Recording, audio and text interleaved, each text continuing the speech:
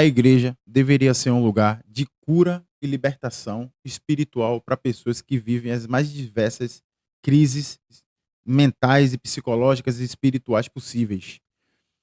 Deveria ser um local onde as pessoas vão para poder se reavivar, se encontrar com Deus e a partir daí ir mudando o seu caráter ao longo do tempo, até elas perceberem que o caminho que ela vivia antes não faz mais parte da vida dela. A igreja deveria ser um lugar onde aquelas pessoas que estão lá em situação de poder, de pregação, de liderança, realmente tivesse dentro do coração o real intuito de ajudar aquelas pessoas. No início, talvez fosse assim. No início, quando o Filho de Deus, o Filho do Homem, desceu à terra e deu a sua vida em prol dos pecadores que viviam na terra naquela época, talvez a ideia dele fosse que a igreja tivesse que ser assim. Porém, ao longo dos anos, nós percebemos pela história que a igreja virou, na realidade, um antro de malignidade. Pessoas das mais perversas possíveis usam a palavra de Deus, dizendo que dizendo que vão que são espirituais, que falam em nome de Deus, que ouvem a voz de Deus, que curam, que faz isso, que faz aquilo, aquilo outro, quando na realidade elas têm o poder, o dom nato, já nasceram com esse dom de persuasão que fazem as pessoas acreditarem em tudo que essas pessoas dizem. Nós vemos que igrejas antiguíssimas, igrejas neopentecostais, que foram criadas com o único intuito de, de criar um reavivamento, entre aspas, um reavivamento dentro daquela da religiosidade que todo mundo sabe que as igrejas antigamente as mais antigas eram muito rígidas, então as igrejas neopentecostais vieram para poder tentar dar uma quebrada nisso e atrair mais jovens para igrejas. Porém, o tempo vai passando, pessoas vão percebendo o poder monetário que aquilo tem e aquilo na realidade deixa de ser uma casa de cura, deixa de ser uma casa de apoio aos necessitados espirituais para ser na realidade apenas um captador de recursos financeiros, enriquecendo assim as pessoas que estão no poder, criando uma estrutura política interna que se assemelha muito à nossa política governamental estatal. Se assemelha bastante nisso. Tem as hierarquias, são iguais, tem os conselhos, são iguais, tem as regras, são iguais. E assim faz com que as pessoas que são mais vulneráveis à persuasão desses pastores hipercarismáticos não tenham mais como sair, porque ao longo do tempo em que a pessoa vai passando lá, quanto mais tempo ela vai passando lá, mais a semente daquilo eles querem colocar no coração das pessoas, de que se as pessoas saírem são pecadoras, de que as pessoas fizerem X coisas são pecadoras, de que se as pessoas fizerem tal coisas fora da regra da igreja são pecadoras, de que quem desrespeita, quem age com rebeldia, a rebeldia ela é semelhante ao pecado de feitiçaria, e essas pessoas ficam com medo disso. Todo mundo sabe que nós somos supersticiosos por natureza, então quando a gente acredita que uma maldição vai cair na gente por um erro nosso, nós ficamos receosos de praticar qualquer erro, e essas pessoas sabem disso.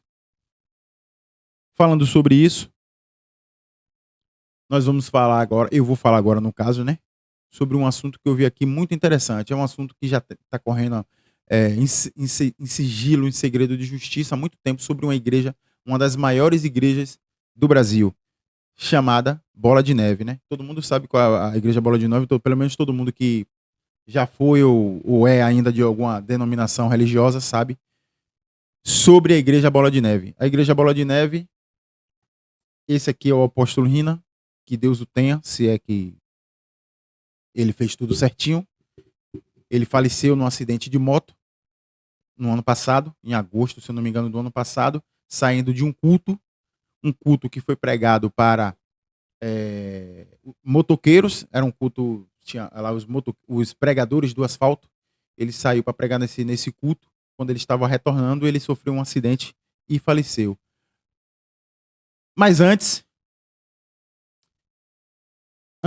dele falecer, a viúva dele, a ex-mulher, a mulher dele, no caso, a ex-mulher dele, tinha entrado com ação contra eles de agressão física, mental e tal, e tal, e tal, um monte de coisa. Rolou isso aí, foi bem difundido na rede, na internet e tal, e tal, e tal, e tal. Beleza? Ponto. Eles conseguiram se reconciliar. Eles conseguiram se reconciliar. Aí vem.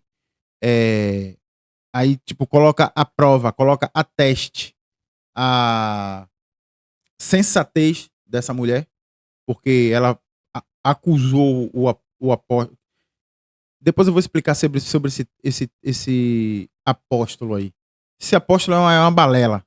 Chamar homens de apóstolo.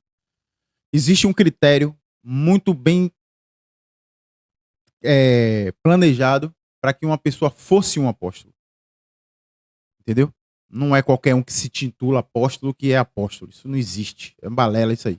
É só um título propagandício para poder chamar atenção para aquele cara. É a mesma coisa da Universal com aqueles bispos.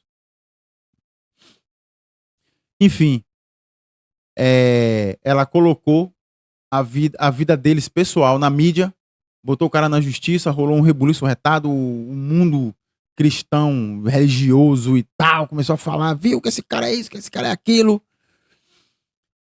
Depois, eles se reconciliaram. Quer dizer, valeu a pena ela ter feito isso? Quase destruiu a vida do cara, expondo a relação dele pessoal entre eles dois. Não valeu a pena. Ela fez isso, depois eles se reconciliaram, e depois que eles se reconciliaram, passou algum tempo, ele chegou a falecer. E aí o que aconteceu foi que essa mulher aqui, é a Denise Gouveia Seixas. Ela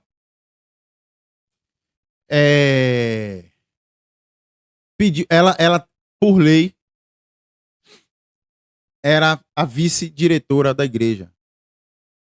Então, por lei, ela, depois que o apóstolo faleceu, depois que Rina faleceu, ela que deveria assumir. Porém, as pessoas da liderança, do conselho, né? Os deputados cristãos da igreja, os que dizem a regra da igreja, os que botam as leis nas igrejas, porque a igreja é regida por uma política idêntica à nossa política governamental. Podre do mesmo jeito. Esses caras disseram que não, que ela não ia ser a diretora, que quem ia ser os diretores eram eles lá, iam decidir quem era, porque ela tinha assinado um documento ao qual ela estava abdicando da diretoria da igreja. Só que esse documento foi meio que de boca, foi de boca, entendeu? Não, eu vou sair, não quero mais, não quero e tal, mas não foi nada assinado, não foi nada em cartório, não teve justiça, não teve advogado, não teve nada, foi meio que de boca. Assina aqui, tipo uma compra e venda de casa de interior, que ninguém vai em cartório nenhum. Nessa pegada. E quando o apóstolo faleceu, ela falou assim: não, eu sou a diretora, eu vou pegar a direção da igreja. E aí a galera foi contra. Ela botou na justiça, entrou no Ministério Público, e aí vem aquela parte que é a parte da notícia, né? Que é a parte a qual essas pessoas, elas sujam, pisam, cospem e mancham o nome do Deus que elas dizem pregar. De Jesus Cristo, que é o Deus que elas dizem estar esperando com santidade. Oh. A santidade dessa galera tá no bolso. Quanto mais cheio o bolso tiver de dinheiro, mais santidade ela tem. Porque a igreja capta valores absurdos em dinheiro. Absurdos. Se não fosse valores altíssimos, essas pessoas não dariam a vida, não dariam a alma para abrir uma igreja, entendeu? Não se misturariam com as piores espécies de pessoas, de políticos, para que a igreja dele fizesse sucesso lançando cantores que não têm compromisso nenhum com Deus, lançando artistas, lançando pessoas completamente sem escrúpulos, entendeu? Na mídia, para poder trazer a atenção para a igreja, dando títulos aos membros da igreja, apóstolo, é não sei o que, é isso, aquilo, é bispo, é não sei o que, para poder as pessoas se auto-elevarem o seu ego e transparecerem para aqueles pobres coitados que estão dando dízimo como se eles fossem de fato superiores e não são, entendeu? Dito isso, a gente vai ver aqui a podridão que é dentro dessas igrejas, e nós estamos falando aqui da Bola de Neve, que é uma igreja que surgiu há 25 anos atrás. Logicamente que com um propósito bom, o propósito do reavivamento, o propósito neopentecostal, que é tudo uns termos que os caras criam, entendeu, velho? Neopentecostal, que é a igreja da prosperidade, é o caralho a quatro, tudo tem dinheiro envolvido. Tudo tem que ter dinheiro envolvido. As igrejas não pagam impostos. As igrejas são isentas. É pastor saindo da Universal, criando templos gigantescos, bilhões e bilhões em fazendas. É pastor criando igreja de não sei o que, ganhando 300 mil igrejas. Jesus não abriu uma igreja. Jesus não abriu uma igreja. E não incentivou nenhum dos apóstolos dele a abrir nenhuma igreja. Jesus mandou apenas eles saírem e pregar. Só isso. Aí a galera, né, mais esperta do que Jesus hoje em dia, né, querem abrir igreja para acumular muito mais imbecis e ganhar, assim, muito mais dinheiro, que tudo envolve dinheiro. Aí aqui tem a notícia, né, que é para finalizar esse vídeo, para não ficar muito extenso. Por trás da disputa que no caso dela querer ser diretora e os outros não querer dar a liderança para ela. Por trás da disputa está a denúncia feita por ela envolvendo alguns integrantes da igreja, alvo do Ministério Público, que investiga a existência de um esquema de desvio de dinheiro por meio de criação de empresas de fachada. Observe a similaridade que tem entre esses desvios com os desvios que nós vemos diuturnamente na mídia sobre a política tradicional nossa. É a mesma coisa. Onde tem dinheiro, vai ter gente querendo pegar. E onde tem dinheiro, vai ter ego. Onde tem dinheiro, vai ter luta pelo poder. Primeira coisa, não quero julgar ninguém, não quero julgar pessoa, não quero julgar ninguém. Porém, nós precisamos entender, se ela disse que não queria mais a liderança da igreja, por que raios ela decidiu voltar depois que o marido dela morreu? Entendeu? Porque ela colocou o cara na justiça, alegando um monte de coisas que o cara depois veio dizer que era tudo mentira e ela não veio reverter, ela não rebateu ao que ele falou, que ela disse que ele tinha batido nela, que ele tinha feito não sei o que e tal, um monte de crimes que ele tinha cometido. Ele veio e fez vários vídeos falando que era mentira, provando e tal, e disse que o casamento realmente estava em crise, mas que não houve nada daquilo, e ela depois não veio rebater nada. E porque depois de alguns meses eles reataram o relacionamento. E depois que ele faleceu, ela quis pegar a igreja de volta. Observe como tem a similaridade pela estratégia perfeita pelo poder. E agora está essa luta judicial baseada nesse desvio de dinheiro, no qual quem sai perdendo é os otários que pagam dízimos e ofertas e Jesus, que deve estar no céu se torcendo lá no trono por causa dessas pessoas. A Bola de Neve tem uma movimentação financeira anual de cerca de 250 milhões. Em nota, a igreja negou as acusações e disse que sua gestão está totalmente de acordo com a legislação de boas práticas e a comunidade. É sempre as mesmas desculpas. É a mesma coisa de estar um deputado falcatrua falando isso aí. É a mesma coisa. Agora veja só o valor: 250 milhões. É dinheiro. É muito dinheiro. É dinheiro, cara. É dinheiro. Uma movimentação anual com esse valor aí, só em doações de ofertas, só em doações. Aí a pessoa vai pregar em algum lugar, toma ele dinheiro, cobra, né? Jesus nunca cobrou para pregar em lugar nenhum. Essas pessoas vão e cobram para pregar. Então, assim, galera, é o seguinte. Esse vídeo aqui foi só para falar sobre esse assunto que eu vi.